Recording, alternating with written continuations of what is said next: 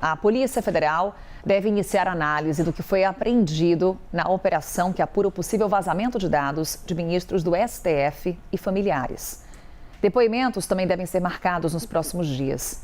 Essa ação foi determinada pelo ministro Alexandre de Moraes, a pedido da Procuradoria-Geral da República, depois que a Receita informou que havia detectado violação de dados de autoridades protegidas por sigilo.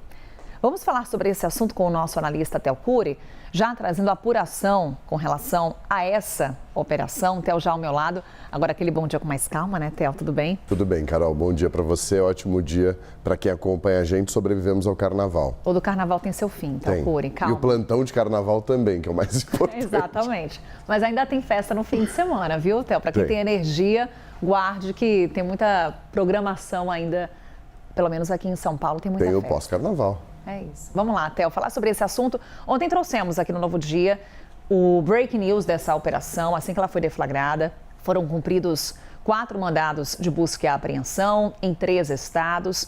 A gente lembra que esse inquérito foi aberto de ofício pelo ministro Alexandre de Moraes, Theo Cury, que viu recentemente o nome da esposa dele em destaque devido aos serviços prestados pelo escritório dela ao Banco Master. Dado todo esse contexto, Theo, o que a gente tem de reação até aqui, dentro do próprio Supremo Tribunal Federal, a essa investigação, a essa operação?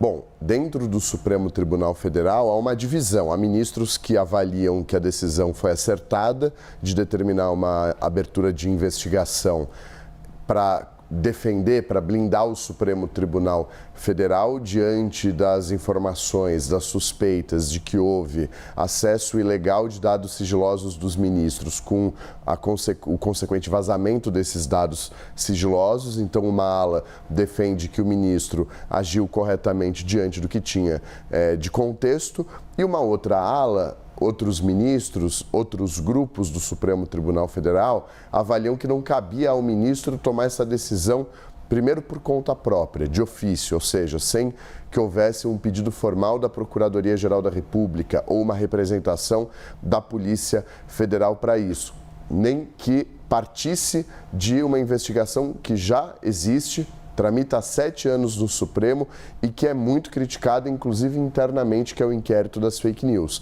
O inquérito das fake news foi aberto em março de 2019 e aí é curioso, são 2 personagens do passado que seguem em evidência. O ministro Dias Toffoli era o presidente do Supremo Tribunal Federal em 2019 e determina a abertura dessa investigação de ofício, sem PGR e sem Polícia Federal solicitarem a abertura da investigação. E é designado naquela época o ministro Alexandre de Moraes para ser o relator do caso. Os 2 ministros que hoje estão em evidência por conta de revelações que vieram à tona depois do avanço da investigação com relação ao Banco Master. Então, é uma investigação que tramita há 7 anos no Supremo, não tem sinalização de fim, há ministros que defendem que ela chegue ao fim. Foi uma investigação criticada no começo, mas que ao mesmo tempo pela Procuradoria, porque não participou da abertura, da determinação, da solicitação de abertura do inquérito, mas que no começo no Supremo Tribunal Federal tinha um respaldo, porque o Supremo vinha sendo muito atacado naquela ocasião. Então, por conta disso, o Supremo estava fechado e fazia sentido essa investigação. Hoje em dia não há essa mesma avaliação depois de tantos anos. Vem como um inquérito que não tem fim, que não chegou a nenhuma conclusão e que vem aglutinando outras investigações, como é o caso dessa. Então, esses ministros que criticam avaliam que não podia ter sido de ofício, não podia ter partido do ministro a partir do inquérito das fake news. Defendiam, por exemplo, que a PGR se manifestasse e que a partir da manifestação da PGR, o ministro Luiz Edson Fachin tomasse uma decisão institucionalmente ou que esse caso fosse distribuído livremente entre todos os ministros. Gerou incômodo e os detalhes dessa operação que o Theo Cury descreve aqui pra gente, acompanhamos agora na reportagem da Carol Rosito. Os alvos da operação são 4 servidores da Receita Federal ou cedidos ao órgão e lotados na Bahia, São Paulo e Rio de Janeiro. Ainda não se sabe se trabalhavam de maneira interligada. Todos eles sofreram busca domiciliar e pessoal, tiveram os passaportes apreendidos, foram afastados das funções e estão com tornozeleira eletrônica. O STF afirma que foram identificados diversos acessos ilícitos sem justificativa no sistema da Receita. O caso considerado mais grave é do funcionário do Rio de Janeiro. Ele atuava diretamente no atendimento aos contribuintes no bairro Nobre de Laranjeiras e é suspeito de vender informações sigilosas de ministros do Supremo Tribunal Federal e de parentes deles.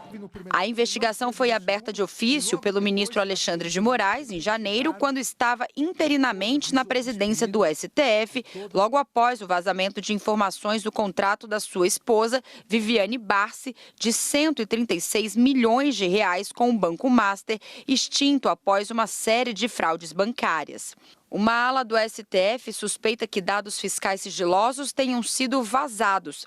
A desconfiança ganhou força após o relatório de 200 páginas entregue pela Polícia Federal ao presidente da Corte, Edson Fachin, que menciona repasses ao ministro Dias Toffoli da venda de uma parte do resort Itaiaia a fundo ligado a cunhado de Daniel Vorcaro, dono do Banco Master. O STF quer saber se houve motivação política nos supostos vazamentos. Para um grupo dentro da Receita, o caso expõe a existência de uma frente lavajatista ligada à direita e com críticas sobre a atuação do STF, principalmente de Moraes. Já uma outra ala acredita que a ação do Supremo foi desproporcional com a determinação de medidas cautelares contra servidores, enquanto a apuração interna da Receita ainda é preliminar.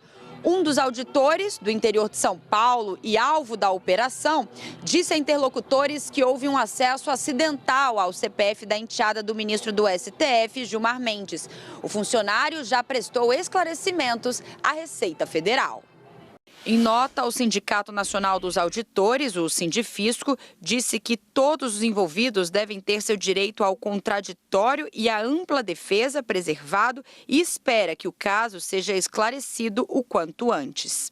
Já a União dos Auditores, a Unafisco, manifestou preocupação com a adoção de medidas cautelares gravosas contra auditor fiscal em contexto ainda classificado como análise preliminar pela própria Receita Federal. E lembrou que, em 2019, também utilizando o inquérito das fake news, o ministro Alexandre de Moraes afastou 2 auditores fiscais acusados de vazamento de informações fiscais de parentes de ministros do STF. Posteriormente, a acusação mostrou-se sem nenhum lastro probatório, tendo sido os 2 auditores fiscais reintegrados.